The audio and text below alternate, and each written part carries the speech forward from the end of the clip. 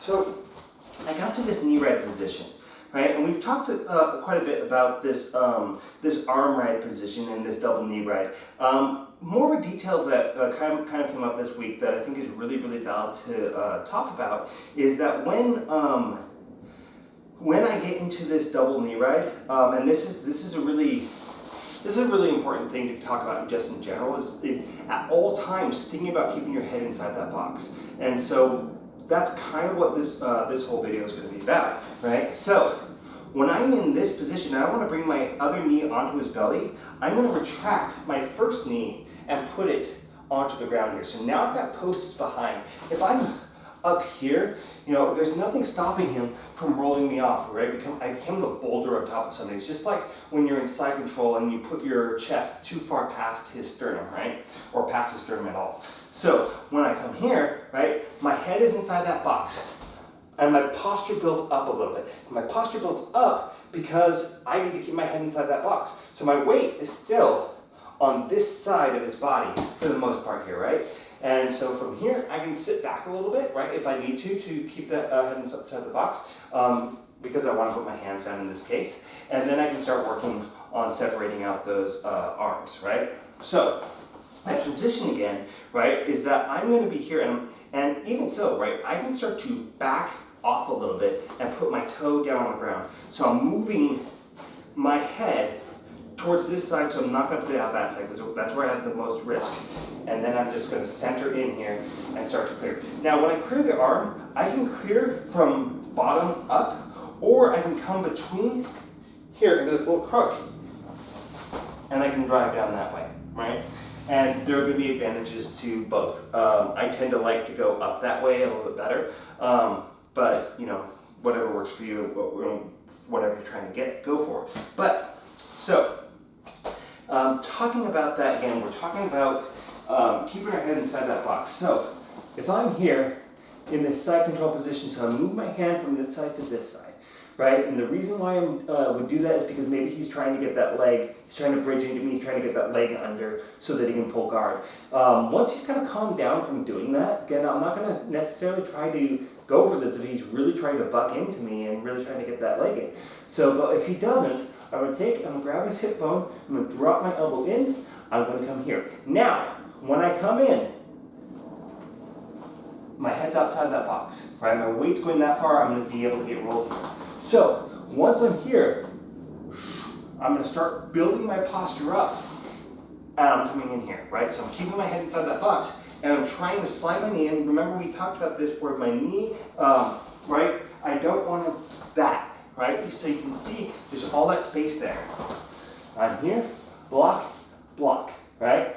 And now, you see that my head just turned the corner, but I didn't project forward. I just turned towards it until I was facing his head, right?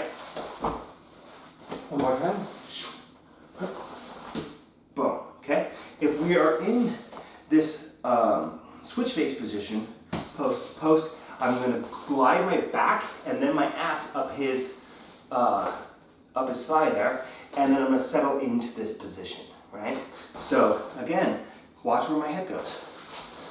Right? It stays right over that center line the entire time. Now, again, we already talked about this a little bit, but I'm going to lead with the post because my head, when I'm switching sides, is going to be low, and I'm going to go outside that box. So I have to have a post. From here, I'm going to kick myself in the ass, switch sides, right? Right? So, you know, I'm sitting back. Now, I do see, you know, one of the more annoying things my coach does is he'll sometimes play knee right down here like this, right? And his head is still inside that box, right? Even if he comes down like this, he's keeping that head inside his box, in the box.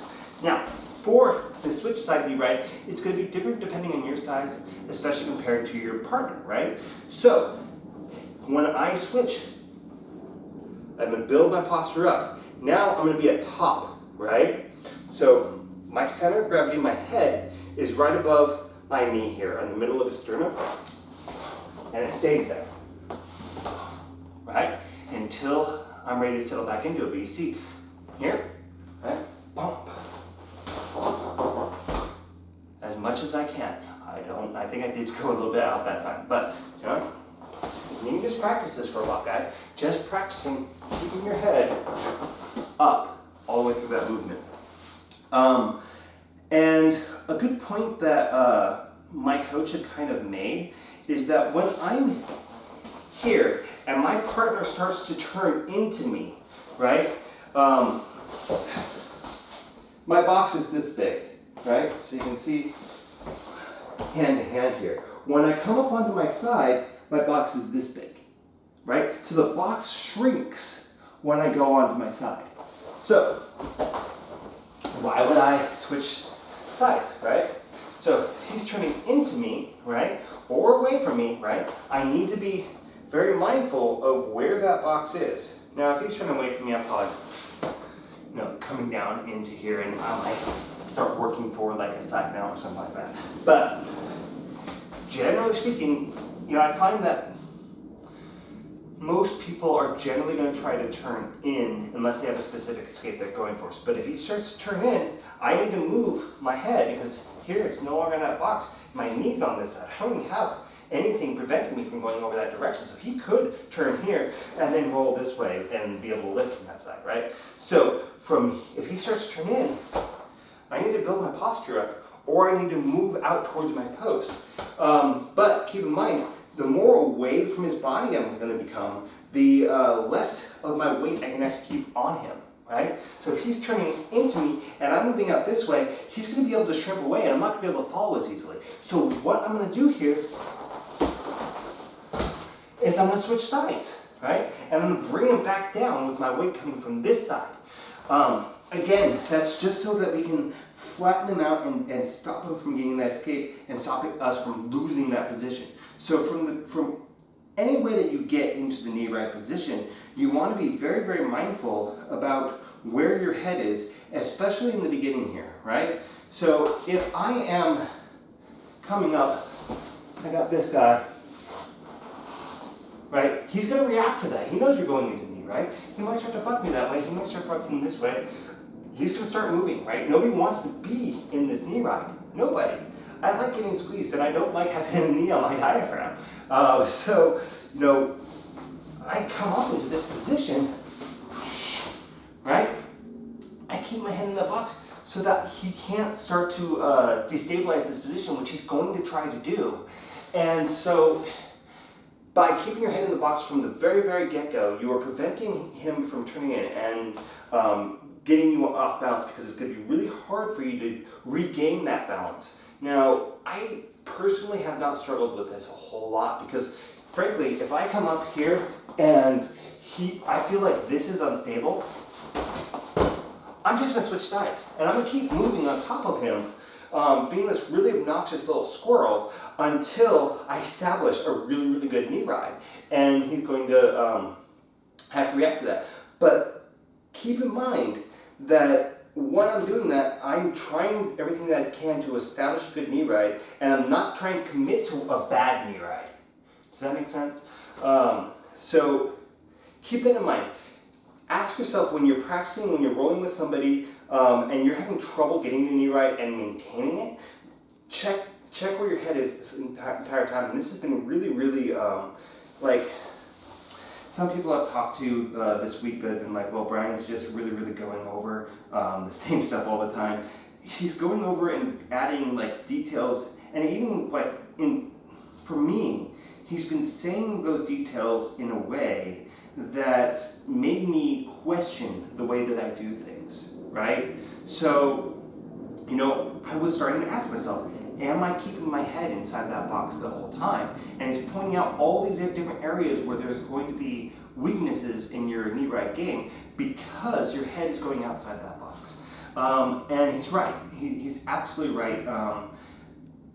And so I think that, especially right now, when we are still in quarantine, you may not be able to roll with a partner, you have this opportunity to really, really refine your game and look into those little nuanced things in order to prevent yourself from, when you actually get to use these techniques, from losing them. Right? You're going to feel so much better if you pop into a knee ride on the first go and that knee ride is perfect. Right? Because you've just drilled it so many times and you've refined it and you've been paying attention to the right things, the first time you go to use it, you're more likely to be like, ha-ha!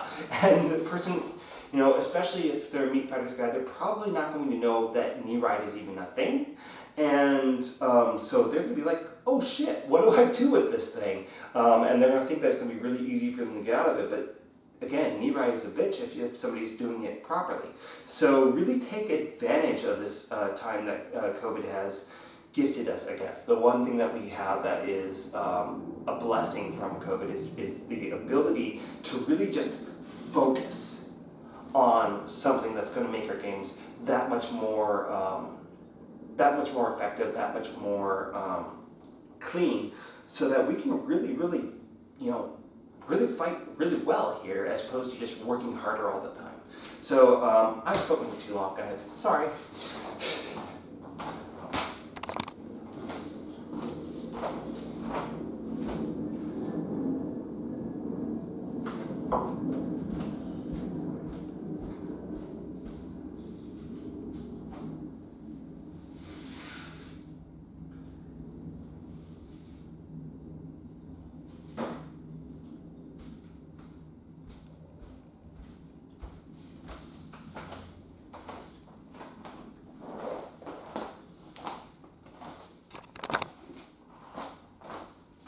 All right, so somebody had asked for arm locks and whatnot, so we're going to go over an arm bar. This is something that, you know, a while back my coach had decided that I'm going to get hurt if I'm that close to the fireplace. That my coach had said that he doesn't go for the near side armbar from Kneeride nearly as much as he used to, and he stops teaching it as much because people just aren't going to just give up this arm. The reason why we can get that far side armbar is because they're pushing on my knee. I was able to kind of get it out and then pull up, but from here it's going to be much harder to get under there. And so the way that I'm going to show you how to get this near side armbar is to actually modify our Kneeride. So I got up into this Kneeride position, and if you guys don't know how to get up here really cleanly, watch the last video, please. It's going to be called Refining Kneeride, right? So I'm going to get into this position, my head's inside that box. Now what I'm going to do is, instead of like pulling, because the moment I start pulling on an arm, people start going, oh fuck, oh fuck, oh fuck, you're not having my arm, right? So what I'm going to do is, I've got this position here, and I'm going to switch to a sitting down Kneeride here, if for lack of a better term. And so what I'm going to do is, I'm going to slide up here, right? And now, you know, I want my weight to be kind of a little bit more forward, a little bit, or more kind of on my center of gravity here, because I'm closer to his chest, and I'm more concerned with him sitting up on me than sitting back. If he starts to sit up on me, I might put my palm on his forehead and just push it there. I'm at the top of the lever, he won't be able to sit up with that. If he were to start to try to bridge me off, like, he's not going to have as much throw as he would have if I were, you know, back on his hips more, like this, right? So what I mean by that is, if you look at, I mean, it's an angle, right? This angle, this area that I'm sitting down on, to like right here on his belly and all that, it has a smaller angle, and it's also kind of away from this fulcrum here. It's not going to be a great position for people to kind of start to block that bridge from. So I'm here in my Kneeride, and I'm going to slide my shin up, and I'm going to be really careful to try to get underneath that elbow here. Now, a couple things that can happen here, right? So his elbow hopefully is a little bit separated from his body, so I might be able to just swim right in and go for this armbar here. If he's wearing a gi, I'm probably going to start bugging this lapel with one of my arms, or I might start to bug this other arm. Like, if I slide under both arms, that's great, right? So I might be playing around with the other arm and getting him to use this arm to try to defend that. And especially if you have like a lapel thing, or you're actually setting up another submission here, and this is such a vital concept, is that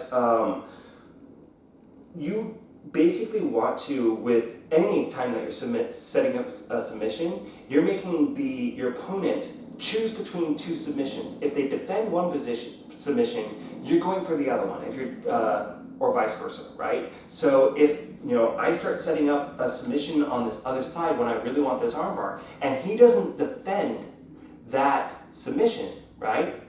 So maybe I got my hand into his lapel and I got really deep here, and I can come down here and I can slide off and go into that hammer choke, right? So if, especially if I've already got my hand inside my thumb inside the lapel here, I'm already halfway there, and I just slide in here, right? Or I'm gonna pick up his head and slide in here, and I get that baseball bat choke, right? I said hammer choke, I'm a little bit off, but yeah, so from here I can slide off and I can go into that one. So if I start to do that, and I slide the second one in, he knows that's coming. And he's gonna block this one so it can't come down and start to hit and go across his neck. So what am I gonna do? I'm gonna let go of this guy, slide it under. Now his arm is freed from his body. I start turning, drop down. My foot's already under that armpit, so I've got that deep penetration here already. Pinch, boots on, top of the lever, drop down, put it over this side hip. This hip is a little bit up, and break it, right? So I'm in this Kneeride position, and I'm going to slide under. Now, my butt's just gonna naturally pop off, but I want my energy, I want my force to get underneath that elbow here, right? My foot should be well underneath his armpit here. And so from here, especially if I'm in V, I might already have this thumb in grip. That's very common. Sometimes people use that already to get into the Kneeride position. If I'm going no-gi, I'm probably going to be going for a different submission, right? But I'm going to be sliding up here, and maybe I'm going to start to bug this arm, like I'm trying to get this elbow up. And he might start to push on this in order to defend that. And then I can just slide in, get here, flip over, and go for that arm bar. Okay? So that is a little bit of a trick with that near side arm bar so that you can actually get it, hopefully a little bit more effectively. So here we are.